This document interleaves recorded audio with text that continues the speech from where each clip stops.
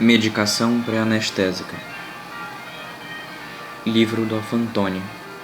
Introdução. Os agentes empregados na medicação pré-anestésica, MPA, são úteis para preparar o paciente para anestesia, promovendo sedação, analgesia, minimizando a incidência de efeitos adversos, tornando o ato anestésico o mais agradável possível para o animal, além de assegurar condições mais favoráveis para o trabalho do anestesista. Diversos fármacos podem ser empregados na medicação pré-anestésica. A escolha do agente dependerá de diferentes fatores, como o tipo de procedimento, presença de dor pré-anestésica, espécie animal, temperamento do paciente, afecções intercorrentes, estado geral do paciente e grau de sedação requerido. Assim, os objetivos gerais da MPA são promover sedação, analgesia e relaxamento muscular, diminuir as secreções das vias aéreas, diminuir a salivação, diminuir os reflexos autonômicos, sejam de origem simpática ou parasimpática, potencializar a ação dos anestésicos, coibir o segundo estágio da anestesia, suprimir ou prevenir o vômito e a regurgitação, diminuir a secreção e a acidez gástrica, promovendo indução e recuperação suaves da anestesia, reduzir o estresse, minimizar os efeitos potencialmente tóxicos e adversos de agentes administrados conjuntamente e fármacos utilizados para produzir a anestesia geral.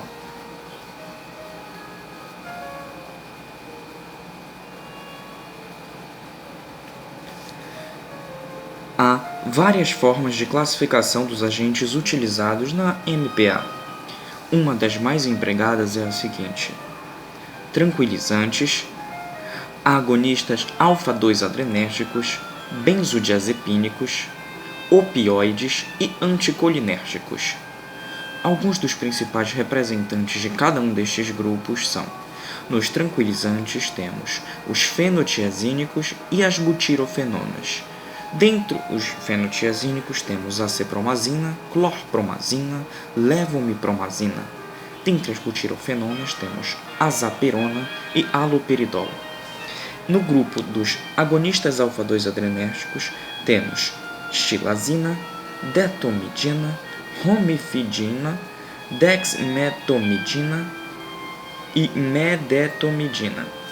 Dentre os benzodiazepínicos temos midazolam e diazepam. Nos opioides podemos contar com morfina, meperidina, butorfanol, tramadol e metadona.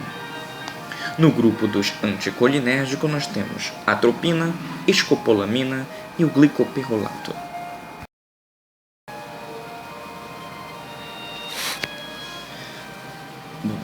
Fármacos.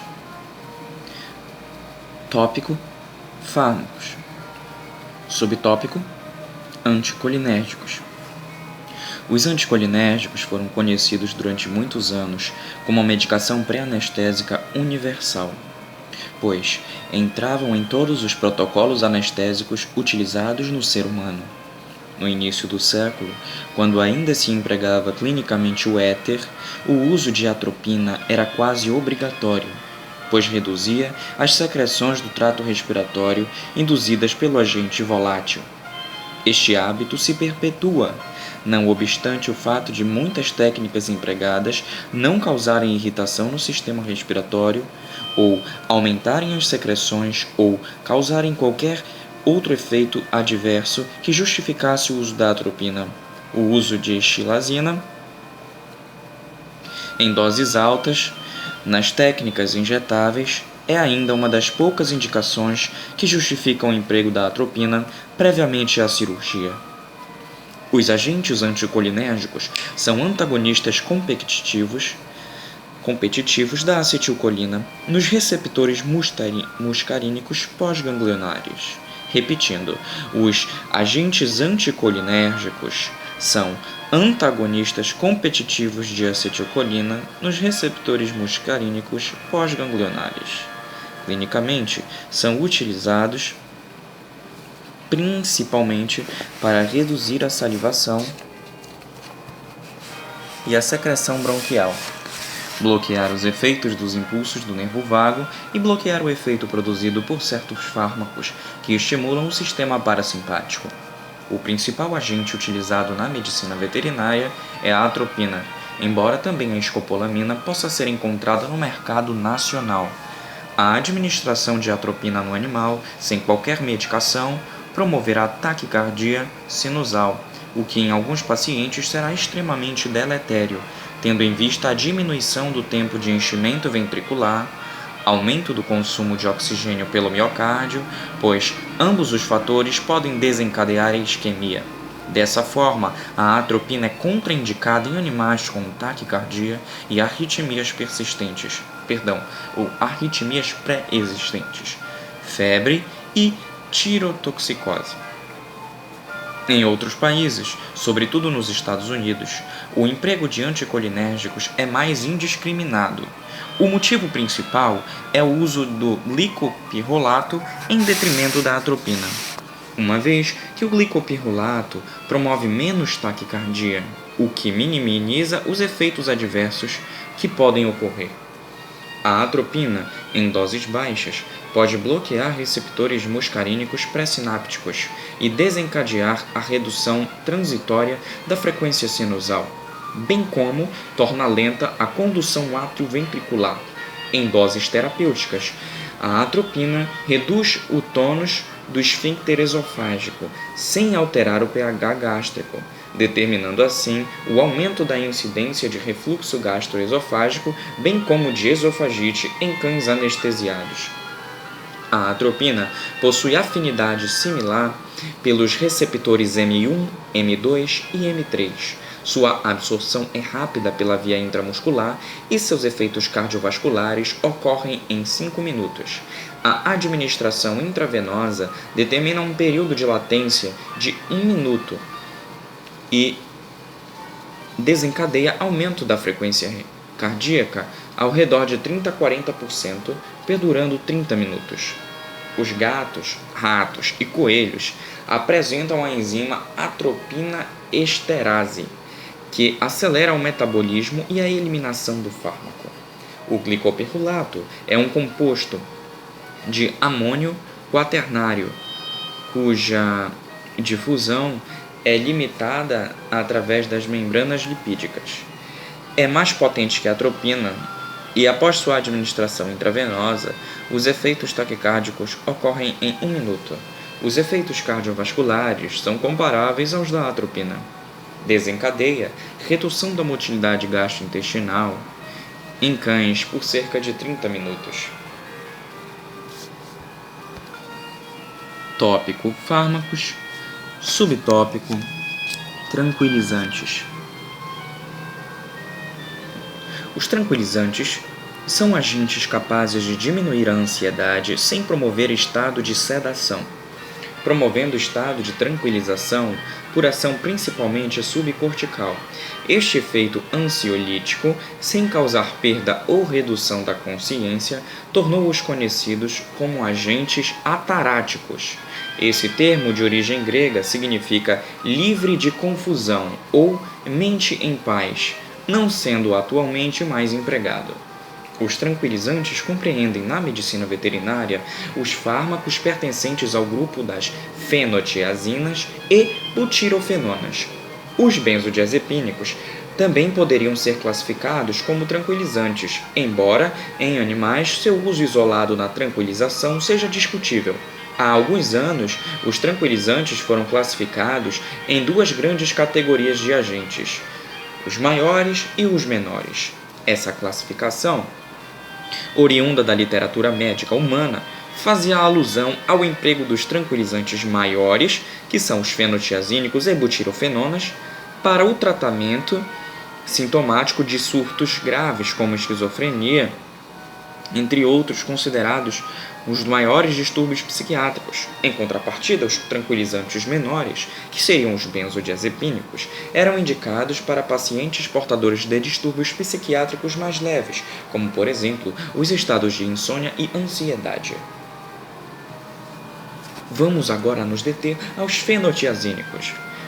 Eles são amplamente utilizados na medicação pré-anestésica ou para tranquilização nas mais diferentes espécies animais.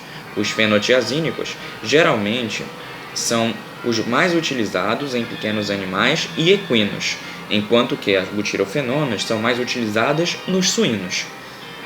Os fenotiazínicos são classificados como antipsicóticos ou neuropiléticos e promovem tranquilização leve, sem que ocorra desligamento do animal ao meio ambiente. Ao contrário dos fármacos sedativos, o incremento nas doses não aumenta o grau de tranquilização, apenas os efeitos adversos. Questão de prova, decora essa aí. As medicações sedativas, os fármacos sedativos, quanto mais você aumenta a dose, mais eles aumentam os efeitos benéficos também. Enquanto que os fenotiazínicos, quanto mais você aumenta a dose, mais você aumenta os efeitos colaterais, porém não aumenta os efeitos benéficos, ou seja, o grau de tranquilização. Portanto, quando se almeja tranquilização mais intensa, deve-se associar os agentes fenotiazínicos a outra classe de agentes, como opioides, agonistas alfa-2 adrenérgicos, entre outros. O que é muito importante no manuseio desses agentes é o conhecimento das propriedades de cada fármaco e suas limitações para uso de forma segura e eficaz. Os fenotiazínicos atuam seletivamente no sistema nervoso central. Dentro dele, vamos destacar as áreas onde ele atua. Eles atuam nos núcleos talâmicos, hipotálamo, vias aferentes sensitivas e estruturas límbicas. Promovem tranquilização sem efeito hipnótico e sem perda da consciência. Trata-se de um estado de indiferença aos estímulos exteriores. É interessante ressaltar que os efeitos são divergentes entre as espécies, ou seja, os efeitos em cães e felinos é diferente dos efeitos em suínos. Bom, dentre os efeitos que se tem através dos fenotiazínicos, podemos ressaltar que bloqueiam os receptores dopaminérgicos, em doses elevadas determinam efeitos extrapiramidais que são apresentados por meio de tremor, rigidez e catalepsia. A ação na formação reticular lateral do bulbo centroemético proporciona efeito antiemético. Reduz a liberação de dopamina e noradrenalina no sistema nervoso central, facilitando o desenvolvimento de convulsões. O bloqueio de receptores alfa-adrenérgicos gera vasodilatação periférica demonstrada pela hipotensão arterial e, ocasionalmente, taquicardia reflexa. Em relação ao sistema respiratório, os fenotiazínicos promovem depressão respiratória leve, mas podem potencializar a ação depressora de outros agentes, principalmente dos anestésicos gerais. Eles diminuem a sensibilidade dos quimiorreceptores ao dióxido de carbono, podendo diminuir também a frequência respiratória e o volume minuto. Não possuem ação analgésica, mas potencializam os fármacos analgésicos. A acepromazina é o derivado fenotiazínico mais comumente utilizado como medicação pré-anestésica na medicina veterinária. No Brasil, alguns anestesiologistas empregam também a clorpromazina e levomipromazina, embora o uso destes fármacos em outros países não seja frequente. Em doses baixas, observam-se efeitos comportamentais diferentemente do uso de doses elevadas que proporcionam efeitos extrapiramidais. Promove pitose palpebral, ligeira protrusão da membrana nictitante e abaixamento da cabeça. Seu principal efeito hemodinâmico é a hipotensão arterial, resultante do bloqueio de receptores alfa-1 adrenérgicos e periféricos. Doses clinicamente recomendadas podem provocar redução da pressão arterial em 15 a 20 mm de mercúrio em relação aos valores basais. Essa redução é dose dependente, podendo acarretar taquicardia reflexa e aumento da concentração de catecolaminas circulantes. O efeito hipotensor dos fenotiazínicos, inclusive, se sobrepõe à ação simpatomimética dos agentes dissociativos. Outros efeitos encontrados, com a administração da acepromazina, são depressão miocárdica, diminuição da temperatura corporal e aumento da perfusão cutânea e visceral. Devido à concentração devido à contração esplênica, reduz o volume globular ao redor de 20 a 30% em cães e equinos, por cerca de 2 horas. Os cães que recebem fenotiazínico e são anestesiados com agente barbitúrico e alotano demonstram proteção perante arritmias promovidas com a administração de adrenalina. Essa ação antiarrítmica dos fenotiazínicos se dá única e exclusivamente por ocasião do bloqueio dos receptores alfa-adrenérgicos, evitando, portanto, apenas as arritmias que ocorrem por liberação endógena ou administração desta classe de agente, ou seja, a adrenalina. Eventualmente, bradicardia,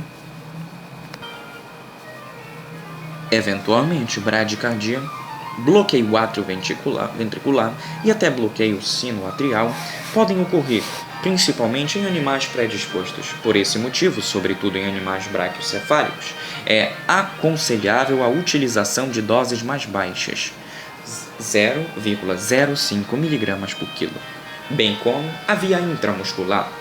Apesar da afirmação de que a acepromazina aumenta o risco de convulsões devido ao bloqueio dos receptores dopaminérgicos D2, particularmente nos pacientes com um limiar convulsivo mais baixo, não se tem, porém, observado correlação entre a administração deste agente em cães com histórico de convulsões e a ocorrência de novos episódios.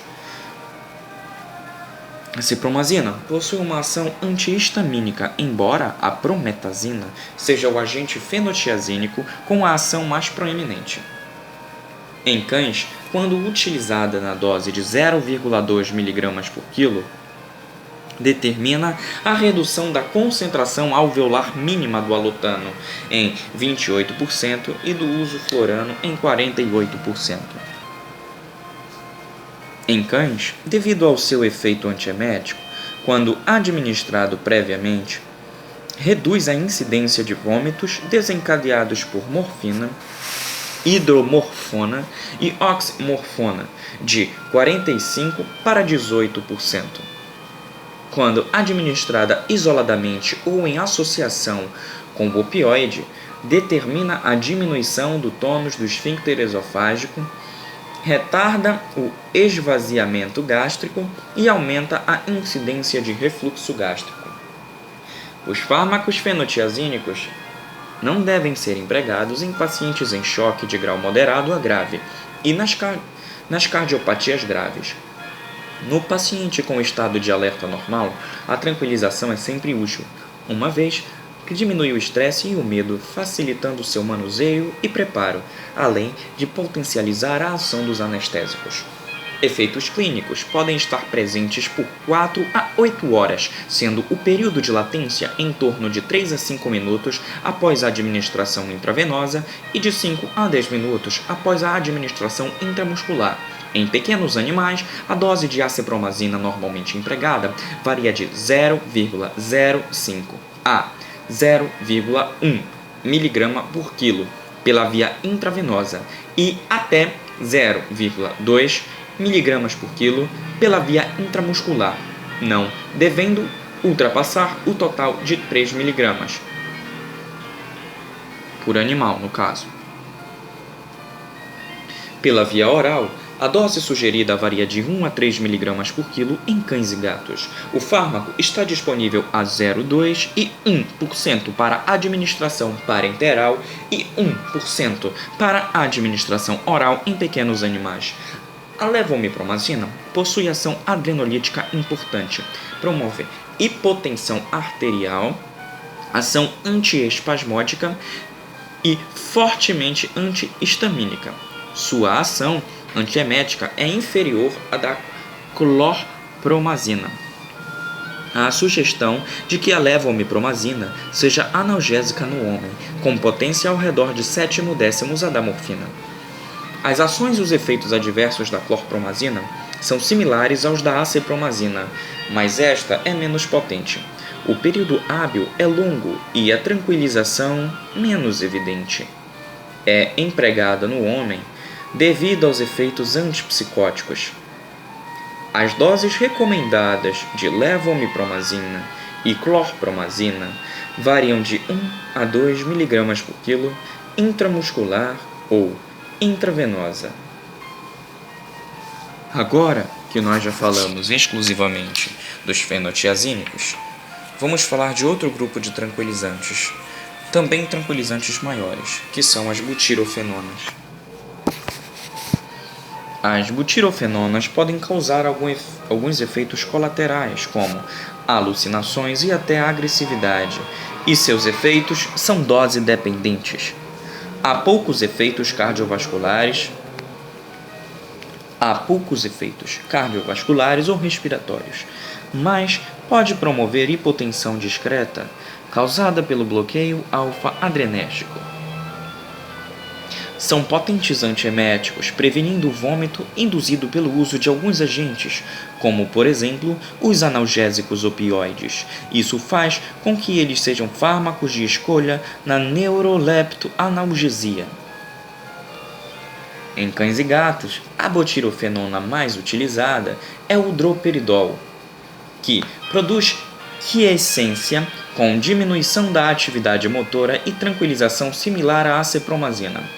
Quando administrada em doses elevadas por via intravenosa, podem ocorrer tremores e espasticidade muscular e hiperirritabilidade.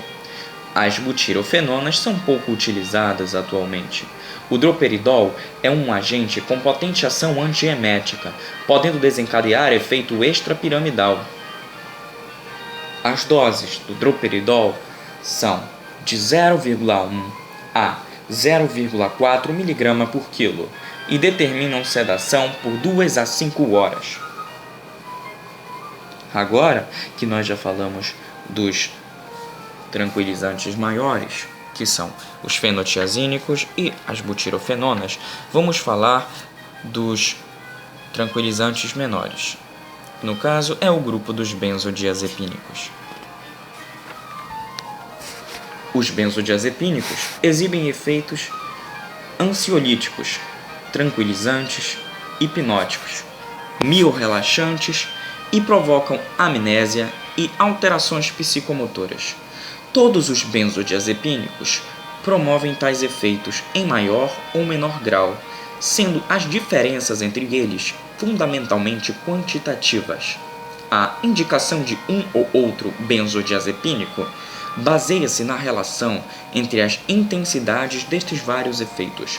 O diazepam e o midazolam são os dois agentes mais empregados em anestesia veterinária, tanto na medicação pré-anestésica como na indução da anestesia. Os benzodiazepínicos exibem diferenças nos períodos de latência, duração e intensidade dos efeitos, que podem, em sua maioria, ser explicada por suas propriedades farmacocinéticas. De modo geral, a farmacocinética dos benzodiazepínicos é expressa por meio do modelo de 2 compartimentos. Todos os fármacos têm alta lipossolubilidade e são rapidamente absorvidos, independente da via de administração.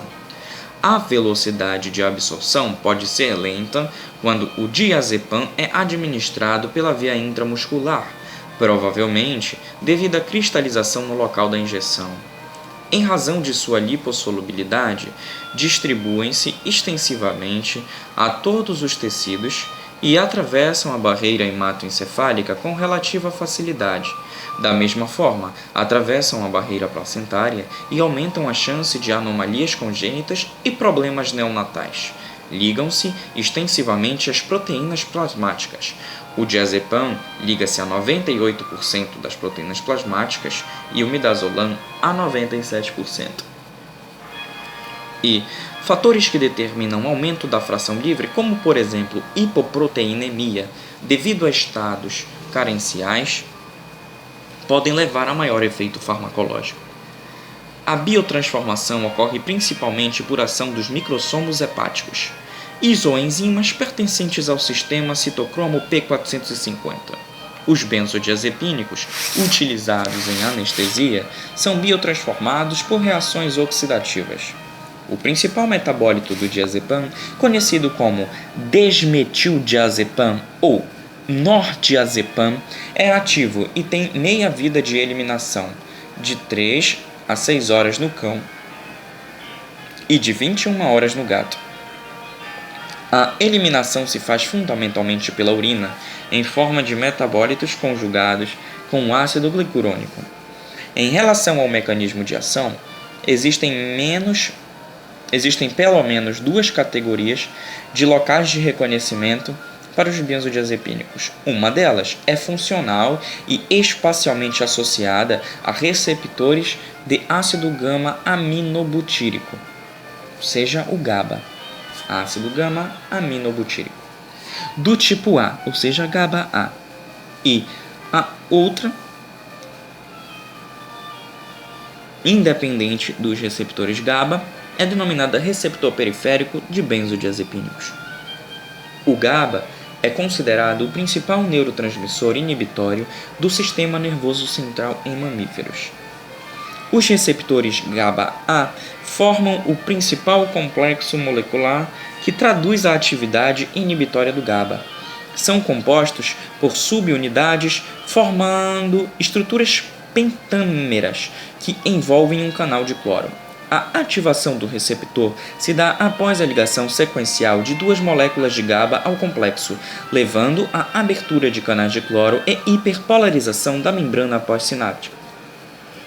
O receptor GABA-A possui regiões de reconhecimento para diversas substâncias, incluindo benzodiazepínicos, barbitúricos, esteroides, picrotoxina, zinco e avermectina.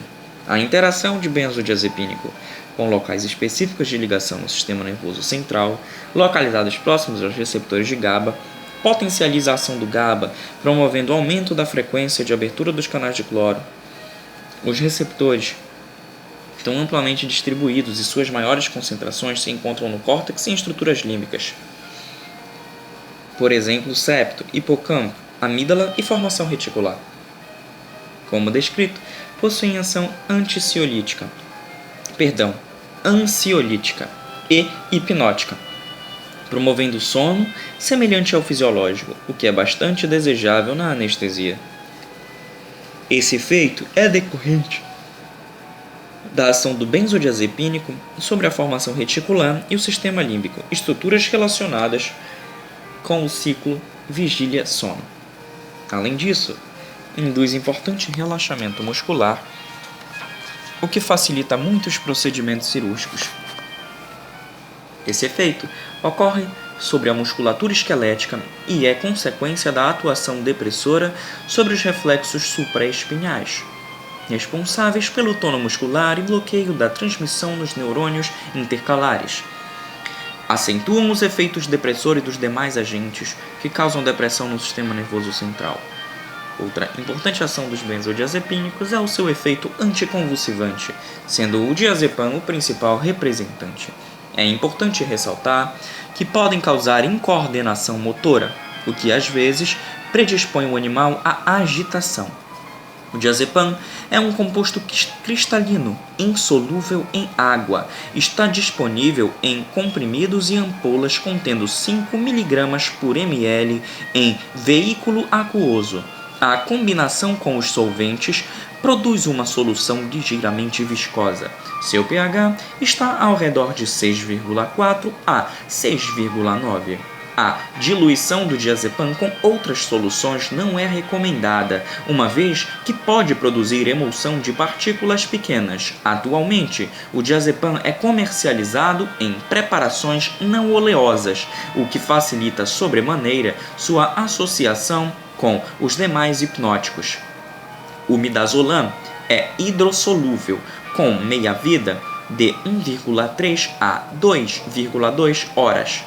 Possui efeito hipnótico cerca de 20 vezes maior que o tiopental no homem. Seu período de latência é de 90 segundos, quando administrado por via intravenosa. Os benzodiazepínicos não promovem efeitos periféricos importantes, o que os torna agentes amplamente empregados, sobretudo como coadjuvantes na indução da anestesia, pelo fato de possuírem ação hipnótica intensa. O midazolam ocasiona ligeira redução da pressão arterial, decorrente da diminuição da resistência vascular periférica. Demais parâmetros cardiovasculares são preservados. O mesmo agente pode causar apneia transitória quando administrado pela via intravenosa e em bolos. Já o diazepam pode promover depressão respiratória em pequena monta. Um dos veículos do diazepam pode causar arritmia após injeção rápida. São amplamente utilizados na anestesia e, embora sejam classificados como medicação pré-anestésica em animais, seu uso ocorre principalmente na indução da anestesia. Podem ser associados a vários anestésicos e outros agentes utilizados na anestesia, como barbitúrico, propofol e anestésicos dissociativos, pois causam redução da dose dos anestésicos, que pode chegar a até 50%. As principais vantagens do midazolam sobre o diazepam são sua meia-vida curta, de mais ou menos 1,7 horas, e a maior potência hipnótica. Em animais com estado de alerta normal, a administração de diazepam ou midazolam pode ocorrer. Vamos repetir este parágrafo. Em animais com o estado de alerta normal, a administração de diazepam ou midazolam pode ocorrer agitação e até excitação, comumente conhecida como excitação paradoxal. Essa excitação é desvantajosa, uma vez que promove a liberação de catecolaminas, as quais podem aumentar o risco de arritmias cardíacas. As doses de diazepam variam de 0,5 a 1 mg por quilo e midazolam de 0,2 a 0,5 mg por quilo em cães e gatos. O zolazepam apresenta-se apenas em associação com a tiletamina, em proporções iguais. Essa associação pode desencadear depressão respiratória e excitação durante o período de recuperação.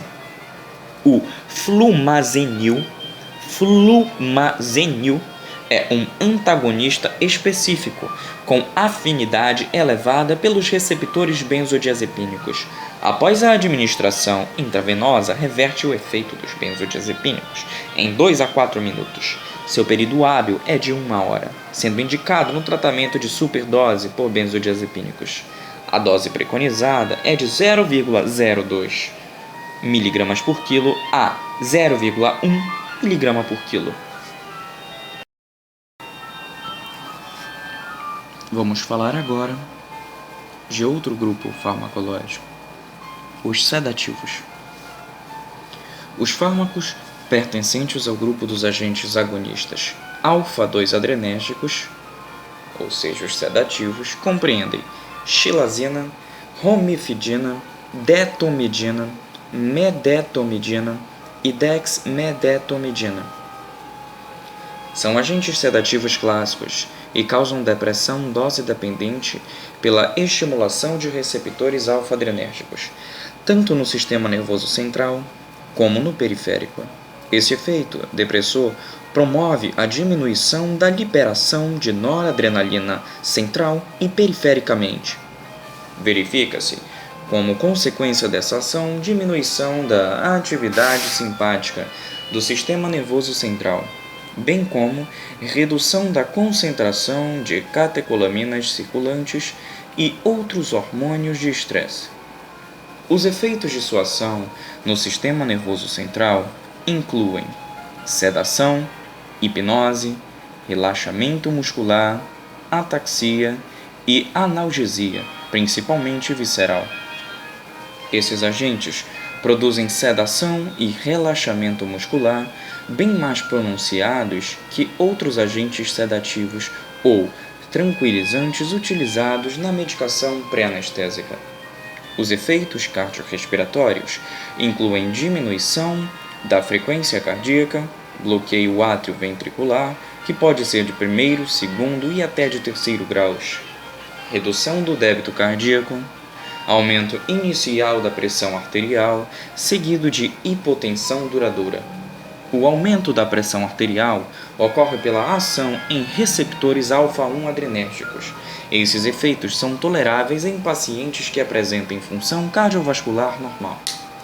Outros efeitos observados com a utilização de agentes agonistas alfa-2 adrenérgicos são prolapso peniano, ataxia, pictose labial, baixamento da cabeça, anorexia, glicosúria, diminuição da motilidade intestinal, aumento da tonicidade uterina, diminuição do hematócrito e relativo aumento de glicose sanguínea. Estes dois últimos, respectivamente por vasodilatação esplênica e por inibição da secreção de insulina, mediada pela estimulação dos alfa-2 adrenoceptores. O aumento da glicemia pode ser acarretado por esses agentes, os torna desaconselháveis no paciente diabético. No sistema respiratório, os agentes agonistas alfa-2 adrenérgicos causam depressão respiratória dose-dependente. Diminuição da pressão parcial de oxigênio ou aumento da pressão parcial de dióxido de carbono pode ocorrer, principalmente nos primeiros minutos que se seguem à administração. Redução da frequência respiratória e volume minuto também ocorrem, principalmente após a administração intravenosa ou mesmo intramuscular, quando se empregam doses mais elevadas. Sabe-se que a relação alfa-2-alfa-1 da xilazina, detomidina, clonidina e medetomidina é de 160, 260, 220 e 1620. O que isso quer dizer?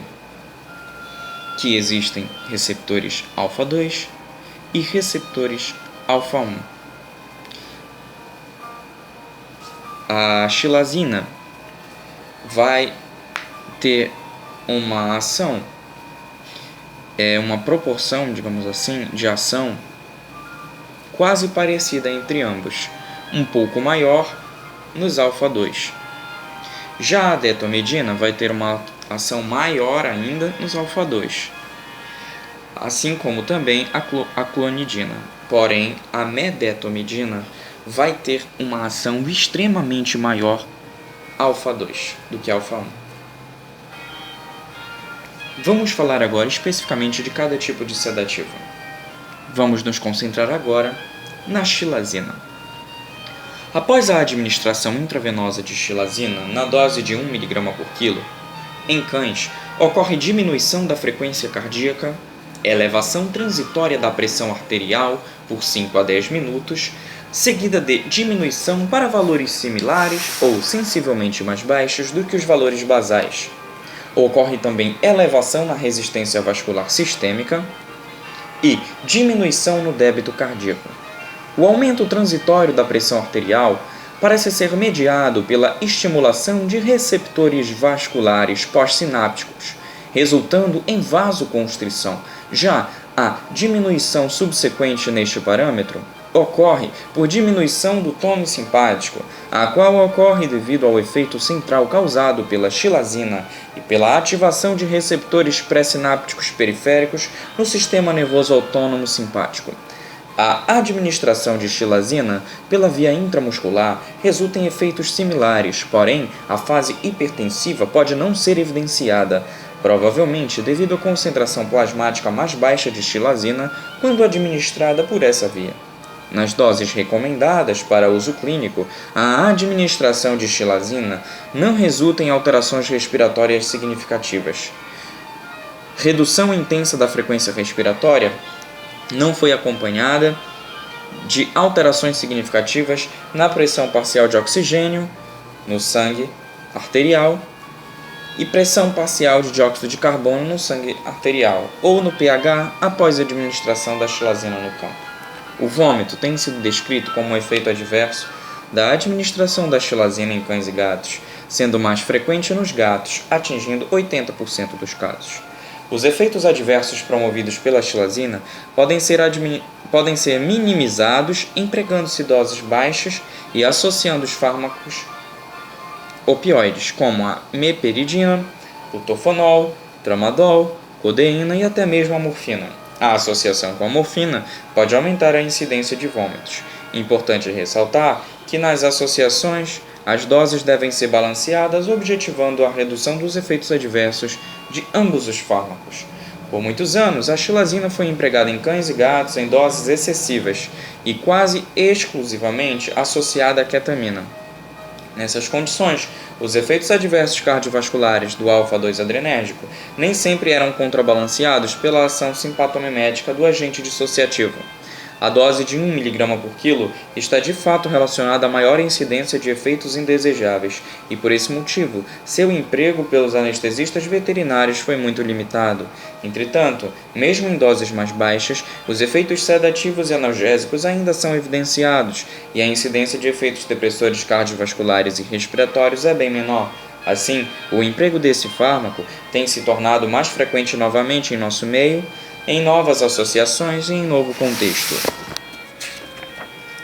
Uma das associações mais frequentes é o emprego da xilazina e o butorfanol.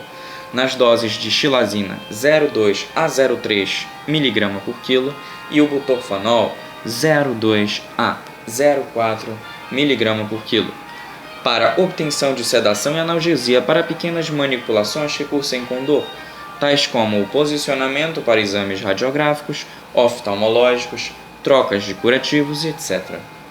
A xilazina é empregada na dose de 0,1 a 1 mg por quilo em pequenos animais.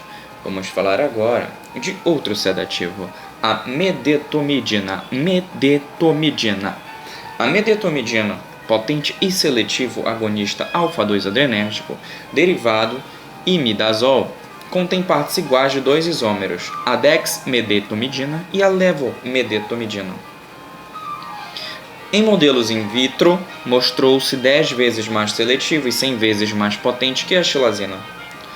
Essa diferença reflete-se também na depressão do sistema nervoso central in vivo.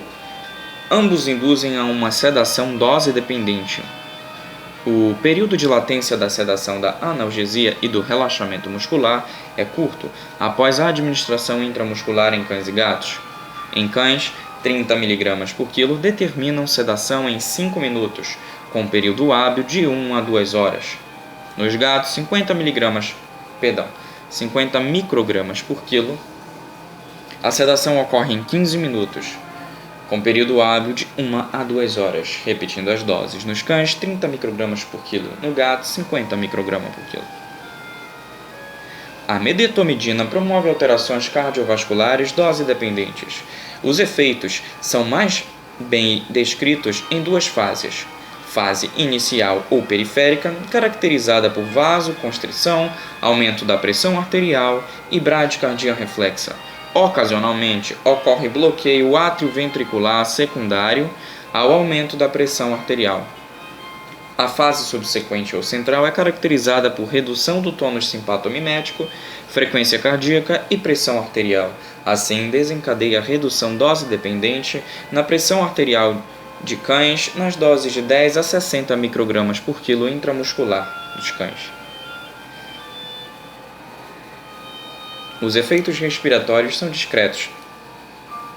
Redução na frequência respiratória e no volume minuto. São discretos. A ocorrência de vômitos é ao redor de 10% em cães e 50% nos gatos.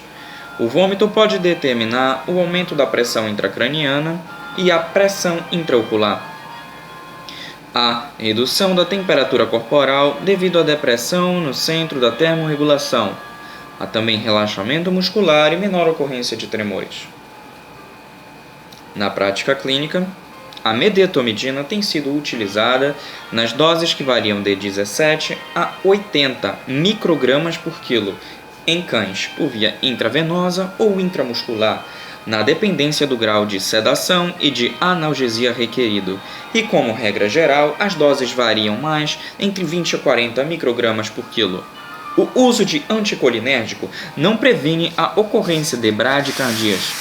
Eventualmente, podem aumentar o tônus vagal transitoriamente, aumentando a incidência de arritmias. A romifidina, desenvolvida a partir de clonidina, foi utilizada nos equinos tanto na medicação pré-anestésica quanto na sedação. Em cães e gatos, seus efeitos são semelhantes àqueles promovidos pela xilazina, mas de maior duração e ação. Usualmente, a dose de 40 microgramas por quilo promove sedação e analgesia semelhantes a 1 miligrama por quilo de xilazina, além de efeitos cardiovasculares de mesma intensidade. De fato, os efeitos cardiovasculares desencadeados pela romifidina são característicos do grupo. A romifidina foi retirada do mercado do Brasil há alguns anos e seu uso no exterior não foi ainda aprovado para pequenos animais. Em cães, recomenda-se doses que variam de 10 a 120 microgramas por quilo.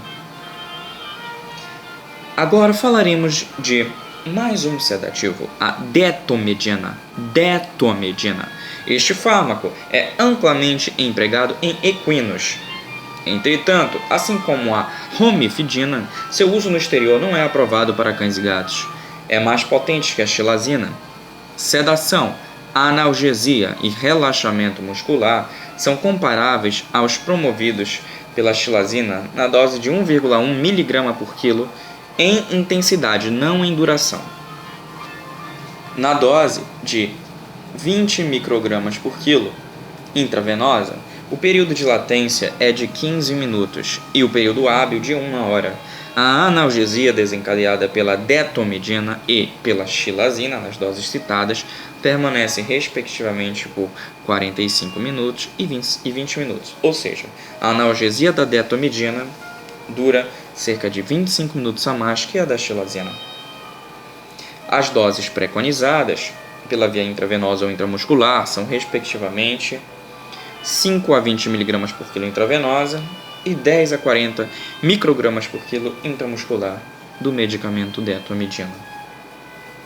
Falaremos agora de mais um sedativo, a dexmedetomidina. Repetindo, dexmedetomidina, que é um isômero farmacologicamente ativo da medetomidina, um derivado imidazol lipofílico com alta especificidade para os receptores alfa-2 adrenérgicos.